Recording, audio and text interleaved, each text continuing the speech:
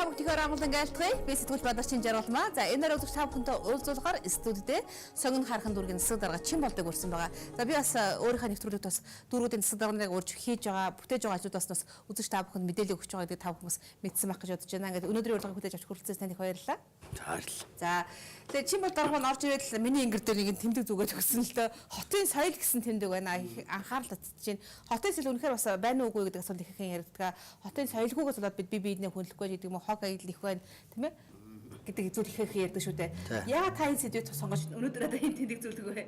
За ер нь хотын соёлын талаар одоо бид нар бол бишгүй ярьдаг. Гэхдээ бид нар ажил болох ёстой гэдэг үгнээс бид нар хотын соёл гэдэг энэ төслийг ингээд хэрэгжүүлж эхлэв дээ.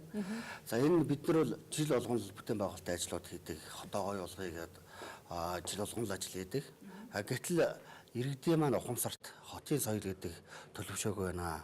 Бас бид нар чинь нэг хот гэдэг их айлд амьдарч байгаа юм чи бид нар хамтаараа бүгдээрээ нийлж үж энэ хот чинь гоё байна гэдэг зөвхөн энэ хот дүүргийн хэдэн ажилчид за мөн дохижил үйлчилгээний компани хэдэн ажилчдын ажил юм шиг энэ асуудлыг санддаг. Энэ бол ерөөсөө хотод амьдарч байгаа бүхий л иргэн бүгдээрээ хамтарч үж энэ хотын соёлыг бий болгох юм а гэдэг үүднээс бид нар энэ хотын соёл гэдэг төслийг эхлүүл ажиллаж байна. За мэдээж бүх хүн л одоо хотын иргэн болохыг хүсдэг боловч бас үнэхээр соёлгүй байдал маш ихээр байдаг. Тэгэхээр ажлыг ханаас эхэлж байна та? За ер нь 8 настай балчраад эхлээд 80 настай нөтгс буурлыг хүртэл бүхрээ ингээ хамрагдаж байгаа. За ер нь бол энэ тушааныг ашиглаад нийслэлийн бос дүүргийн өдрөл уудч гэсэн бас энэ хотын соёл төслийг дэмжиж дүүргүүдээс уриалж явуулаасай гэдэг бас энэ юмд хэлье. За ер нь сургууль цэцэрлэгийн хүүхдийг хог хаях дадал суулгахаас эхлээд хаяхгүй байх. Хаяхгүй байх. Нөгөө хог хаяхаа ерөөс хогийн савнд богоо хайдаг дадал суулгах. Цэцэрлэгийн хүүхдүүд зөв дадлын хөвшил суулгах. За мөн ерхий усралын сургуулийн хүүхдүүдтэй хамтарч хүүхдүүдэд хичээл орж байгаа. За хотын соёл гэж юу юм бэ? Их хот гэж юу вэ? Бид нар хотын иргэн байхын тулд яах ёстой гэдэг талаараа ерхий усралын сургуулиуд мөн сонгон найрхан дүүрэгт байдаг. Ихтэй сургуулиудын оюутнуудад бол хичээл заасан. Тухайн сургуулийн сурагчид, оюутнууд, багш ажилчид бол үнэхээр их сэтгэл хөдлөж их сайхан хүлээж авсан. За энийг бол зөвхөн дүүргийн засаг дарга миний бие гэлтгүүгээр урлаг соёлын одууд одоо тухайлбал Монгол Улсын авиачигч Жинжимагийн Батцаг. За Монгол Улсын соёлын тэргүүний ажилтан жүжигчин Ганццэг. За мөн Монгол Улсын авиачигч Чулуунцэг зэрэг одоо урлаг соёлын бас олонний танил болсон хүмүүстэй хамтарч бид нар энэ сургуулийн хүүхдүүд хичээл заалаа. За энэ бол нэлээд үр дүнгээ өгсөн ажлууд болж байна. Хүүхдүүд ер нь хэрэг хүлээж авч байгаа шүү. Мэдээж хэрэг хүүхэд эргээд гэр бүлдээ нөлөөлөх ёстой тийм ээ. Тэр нөлөөлөл ер нь ямар хүн байх вэ? За гол нь ерөөсөл бид нар хүүхдүүдийг сонгож авдаг нь бол хүүхдүүд гэдэг чинь бол эмийг тусгаж авахтаа маш сайн. За тэгээд гэр орчиндөө очиод санаачлагаа сайн өрнүүлж чадна.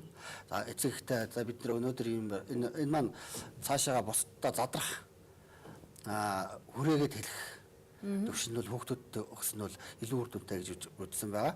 Бид нар зөвхөн тэр хичээлийг ингээ яриад дуусгахад бид нар ингээ харилцаа ярилцахад бид нар бидний санаагүй санаад санаачлагын аян эхлүүлээд та нарыг ирнэ чи бид нар нийлээд одоо сургуулаа нэг сарын дор шоггүй байх юм дадал ихвшил ингээд суулгахаар яаж байгаад янз янзын санаачлагууд бол гаргаад ингээд ажиллаж байна. Ер нь мэдээж хэрэг энэ соёлтой байх, цэвэрч байх тийм ээ. Бүхэн чинь эргэл бидний эрүүл мэндтэй холбоотой шүү дээ тийм ээ. Мэдээж хэрэг иргэд энийг эрүүл мэнд талаас нь харж чадчихна. Гоё угаасаа л эрүүл мэнд талаас нь ер нь манай хотын соёл төсөл маань зөвхөн дүүргийн дэрэгт алба хэлтсүүд. За тухайлбал манай эрүүл мэндийн байгууллагууд, хороод, сургуулиуд, аж ахуйн нэгж байгууллагууд бүгдээр оролцож байгаа.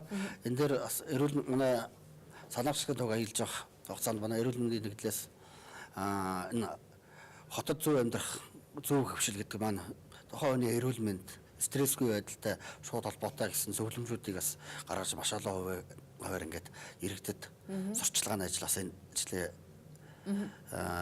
өрөөнд бол хийсэн баг. Санаачлагын туг ажиллуулсан байна, сургуулиуд хичээл заасан байна, мэдээж их томоохон ажил өрнүүлсэн байна л да. хөрөнгө зарах шаардлагатай хөрөнгө нэхээ суучих болох юм л та. Хин нэг нь та тэгж хөрөнгө зарцуул. Ерөөсөө энд бол маш бага хөрөнгө зарцуулж байгаа. За энэ тоог нь хэлчихвэл 30 сая төгрөгөөр зарцуулж байгаа. Энэ бол 5 сараас 10 сарын хугацаанд 5 сарын туршид явагдаж байгаа ийм ажлын бүхэл бүтэн дүүрэгт явж байгаа ажилд бол 30 сая төгрөг зарцуулсан маш бага хөрөнгө ингээд зарцуулагдаж байгаа. Хүмүүс одоо аливаа нэг л мөнгө байхгүй гэд суучдаг. Бид нар мөнгөө зөвхөн санаачлаг гаргаад бүтээчих ажлуудыг бид нар бас барьж авч хийх хэрэгтэй л да. Тэ. Тэгэхээр бид нар бүх алба гэлцүүдэд 14 хоногийн турш одоо хотын соёлын санаачлагын тог гэж ингээ явуулж байгаа. За тэр хугацаанд за пост одоо өнөөдөр 14 хоногийн одоо санаачлагын тухай хүлээлгэж өгч байгаа аж ахуйн нэгж байгууллагууд бол бид нар ийм ажил ингээ хийлээ. Энэ хүрээнд ийм ажил явууллаа гэж тайлангаа манай удирдлагчны шуурхай зөвлөгөөн дээр тайлагна. За тэгэнгүүт нөгөө санаачлагын тогийг хүлээж авч байгаа байгууллага нь за тэрнээс илүү юм хийн гэсэн чармаалтайгаар манайхан хоорондоо нэлээд өрсөлдөөнтэйгээр энэ ажил явж байна. Мэдээж хэрэг аян яваад өнгөрөхнийг өөр те түүнийг одоо үнэхээр амьдралын дадлаг хвшил болгох тэр юм сууж чадчихна. Гэхдээ ер нь энийг бол бид нар зөвхөн аян яваад өнгөрөх биш энийг хвшил болгоно гэсэн л зорилготой явж байгаа шүү дээ. Хамгийн гол зорилго маань. За тэр үнэхээр бас хотын соёл иргэдэг уриалсан хотын соёл биднээс эхлэн хотын соёл танаас надаас өөрсдөөсөө эхлэн гэдэг нь уриалга бүхэн энэ өдөрлөг аян бас тэ 5 сарын хугацаанд хэрэгжих юм байна. Мэдээж хэрэг согин таахан дүүрэг бол нийслэлийн хамгийн хүн амтай дүүргээ. Энэ дүүргийн одоо хэдийн хэмжээнд гэр хороол байна, хэдийн хэмжээнд тийм ээ үнэхээр одоо хотын соёл шаардсан бүс байна гэж та бүхэн харсан бай. За ер нь бол нийслэл хотын 375 жилийн хойг бид нар тохиолдуулсан. Угтаж энэ ажлыг ингээ явуулж байгаа. За манай дүүрэг бол Улаанбаатар хотын нийслэлийн хамгийн хүн амтай, хамгийн том газар нутагтай дүүрэг. За манай нийт иргэдийн маань 70% нь гэр оролд амьдардаг. За гэр оролд амьдардаг гэхээр л соёлгүй иргэд биш ээ. Тухайн гэр оролд гудамжаа тогтчулсан, орчноо сайжруулж байгаа, бусдыгаа уриалж байгаа аюул сайхан бэлгийн туршлагууд байна. За гэтэл хамгийн сайхан одоо соёлтой гэж байгаа нөгөө манай байшаа ороолууд чинь хотын соёлын талаар нэлээд асуудалтай зүйлүүд бол бас харагдаж байна. За балконо дээрээс ус асгаж байна, хогоо шидэж байна. За ингээл орцсных нь байдлыг за энэ болгон дээр бид нэрээс бүр асуудлыг жижиг гэлтгөө. Энэ болгоныг л бас нэг энэ аяны хүрээнд зохицлээ явъя гэсэн ийм бодолтой явж байна. Үзэгчдэд бас гэдэг чинь нэг өнгөрсөн баларсан үеийн сонсогдож болох юм. Гэхдээ нэгэн талаас соёлын асуудал яригдж байгаа юм чинь гахаад самбар байрлуулах энэ төргээл бас тийм ээ. Ханшуу сэтгүүлд гаргуулах гэдэг юм уу. Мэдээж хэрэг болохгүй байгаа хүмүүсийг ер нь хэр одоо тийм ээ. Одоо хатуу арах хэмжээ авч байна та. За энэ дээр бол манай хотын соёл дээр бас энийгээ тусгаж байгаа. За энийг бол соёлын шок гэсэн бид нар нэг стикер наа гэж байгаа. За үнэхээр ингээд хогоо удаад дараа гаднаа асгаад байгаа мó ер нь хотын соёлын бас эсрэг байгаа тийм нөхдүүдийг ерөөсөө соёлын шок гэсэн стикер наа тэрнтэй намд угаасаа захиргааны хариуцлага хүлээлгэх тургуулгын арга хэмжээнүүд байгаа. Тэрнтэй намд очиулъя. За тэрийг нь соёлын шок гэсэн юм а бид нар арилгуулахын тулд зөрчлөө харилцсан байх хэрэгтэй. Нөгөөх нь хуульч байвал бид нар ахаад наагаад байл та. Одоо тухайн өөрсдөө соёлгүй байдал үзүүлж ичихгүй бол бид ичихгүй ийм байдлаар явж байгаа. Одоо ер нь захиргааны арга хэмжээг хариуцлагын арга хэмжээ хуулиндаа байгаад байдаг. Энийг авч хэрэгжүүлдэггүй. Нөгөөд та нар торгохтой яадаг гэдэг ч юм уу. Энэ юусоо нэг захиргааны арга хэмжээ бол нэг авагддаг байсан авагдахгүй болоод бол удчих. Энийг бид нар сэргээе. Тэр төрхөө хуулиндаа байгаа юм чинь. Үнэхээр болохгүй нийгмийн олон нийтийн эсрэг чиглэгдээд байгаа олон нийтийн эсрэг муу мухай зүйл хийгээд байгаа учраас энэ зүйлийг бол бид нар хуулийн хүрээнд хариуцлагын тооцоолъё гэж байгаа. Би танд боломж олгоё. Өөрөөр хэлбэл нэгэнд одоо тийм ээ зөв таатай ажил эхлүүлж байгаа юм чинь та бусад дүүргийн дарга нарыг гэсэн энэ ажилдаа уриалаад хоёул энэ хэсгээ эхлээд өндөрлөе. За тэгээ. За энэ дээр бас нэг үе мөлтсөн юм байгаад байна. Ер нь бол бид нэр энэ хичээл орохоосоо гадна энэ арга хэмжээнд бол нэлээд олон арга хэмжээнүүд явуулж байгаа. За энд бол бид эссе бичлэгийн уралдаа хүүхдүүдийн дунд явуулж байна. За бапрац одоо хотын соёлын эсрэг бапрацын уралдаа гэр зэргийн уралдаа явуулж байна. Одоо андраад ухаалаг утасгүй хүмүүс байхгүй байна. За нөгөө хотын соёлын эсрэг янз янзын үйлдэлүүд гаргаж байгаа нөхдүүдийг бид нар лөө манай фейсбુક аягаар явуулж байгаа тустай аяг байгаа. Бид нар чинь нөгөө эзэнт нь хүртэл шеэрлээ гэдэг байгаа шүү дээ. Яг тэр бид нар чинь тэгээд хамгийн олон лайк, шеэр хийгдсэн зургуудыг шагналаад ер нь залуучуудтай хэлэхэд бол шагналын сан бол нэлээд өндөр байгаа. Сая төгрөгийн шагналын сантай энэ уралдаанд идэвхтэй оролцоорой гэж уриалъя. За дээр нь бид нар Ахмадын оролцоог бид нар эндээ оролцуулъя гэж төлөвлөд байгаа. За Ахмадуудын дунд ногоон байгууламжийг бид нар жил болгон тарьдаг. Урах нь айгүй бага байдаг. Нэг үг нэг бол нуугаад байгаа. Тэгэхээр энийг хамгийн сайн ургуулах юм маань Ахмадууд байдаг. Ахмадууд бол өдрө болгон орчлаад хүүхд мөцөлж байгаа юм шиг л арчилж аваад ургуулж чаднаа. Тэгэхээр бид нар Ахмадуудынхаа дунд бүлэг зарлж, хороодын Ахмадын байгууллагуудын дунд уралдаан зарлаад, болцод уралдаан зарлаад. Тэгээ Ахмадуудаар ногоон байгууламжийнхаа арчилгаа хамгаалтыг хийлгэжээ. Өөрсдийнхөө орчныг л тогтчулна шүү дээ. Тэгээ өөрсдийнхөө л орчныг бид нар нийтийн эзэмшлийн замтал байх биш. Та нар өөрсдийнхөө орчныг хорон дээр байгаа тэр хийгдэж байгаа ногоон байгууламжийг та нар сайхан дурдж хамгийн сайн ургуулсанд нь бид шагналаа өгье. Ийм зарчмаар ингэ явж байгаа. За ингээд нийслэлтийн бос дүүргүүд, за дүүргүүдийн удирдлагууд ер нь нийслэлтийнхаа бүхэл иргэдэд хандаж хэлэхэд бол хотын соёл гэдэг бол зөвхөн хотын удирдлага, хотод ажиллаж байгаа өөр хүлээсэн хүмүүс шээ. Бид нар бол хотод амьдарч байгаа хэн болгон өнөөдөр өөрсдөө л хичээвэл энэ хотын соёл гэдэг чинь биднээс эхэлнэ, танаас эхэлнэ, надаас эхэлнэ. Тэгэхээр өөрсдөө л хичээхэд хотын соёл маань аяндаа төлөвшнө гэж бодож байна. Ингээ та бүхэндээ хотын соёлоо дэмжээрэй гэж уриалж байна. За баярлалаа. Би Бадар Чинжаргалт мөн өнөөдөр Сонгон харахын дүүргийн засаг дарга Чинболдтой ярилцж байгаа. Чинболд засаг даргын одоо санаачилсан ажил бол хотын соёл биднээс эхэлнэ. Та бүхэн бас энэ уриалгыг хүлээж авах гэж бодож байна.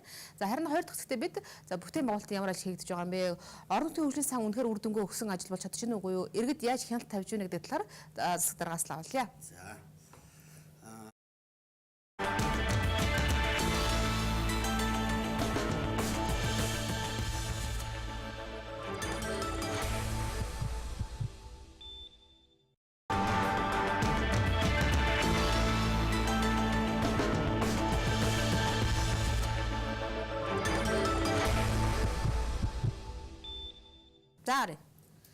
Хөтөлбөрийг анхаарч хамт тоглож та бүхэндээ баярлалаа. Би Бадар Шинжаргалт маа Сонгон харахын дүүргийн засаг дарга Чинболдтой ярилцж байна.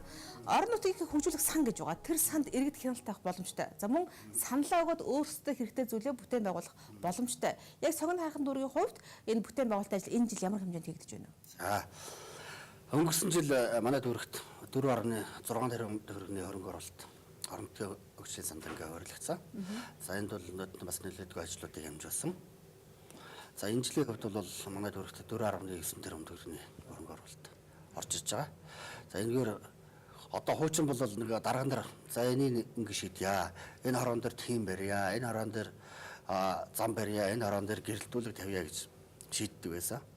За тэгэхээр нөгөө өнгөрсөн хугацааны туршид ингээ хараад багт бол дарган нарын шийдсэн юмнууд нэг амьдралд наалддаггүй юм байна гэдэг нь тодорхой. За. Одоо ингээд харж байхад бол нэг хорон дээр нэг байр тойроод 2-3 тоглоомын талбай байх жишээтэй. Нэг хороонд нь 2 удамны урд нэг удаг байх жишээтэй. Гэтэл 2-3 км-ээс сургуультай явж байгаа хүмүүс байна. 2-3 км-ээс усаа зовж байгаа хүмүүс байна. Тэгэхээр иргэдээс нь саналыг авч иж энэ асуудлыг шийдъя гэдэг шийдвэрийг бол нийслэлээс гаргасан. Бид нар энэний дагуу иргэдээс нөднөн бол энэ жил давхарсан таагаар 74 мянган гаруй хүнээс санал авсан.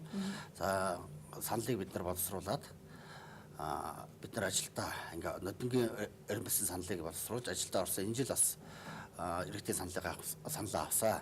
За тэгэхээр ихэвчлэн иргэд юу хүсэж байна гэхээр явган хүний зам, гэрэлтүүлэг, за камержуулалт гэсэн ийм л асуудлууд ингээд өсөж байна. За тэгэхээр энэ бол бас нэг энэ талаас нь ингээ харахад бол иргэд бол зөв зүйтэй саналаа гаргаж байгаа. Энэ дээр бид нэр бас нэг ийм төвшөнд ингээ явуулах зүйтэй байна гэсэн бас санал гаргахгүй бас сөрөг талаас энэ ажиглаж байгаа. Хороо болгонд бид нар хуваарлцахаар нөгөө хорооны мөнгө нь за нэг томоохон зүйл бариад хийчих болдгоо. Тухайлбал ямар цэцэрлэггүй 2-3 хороо байдаг.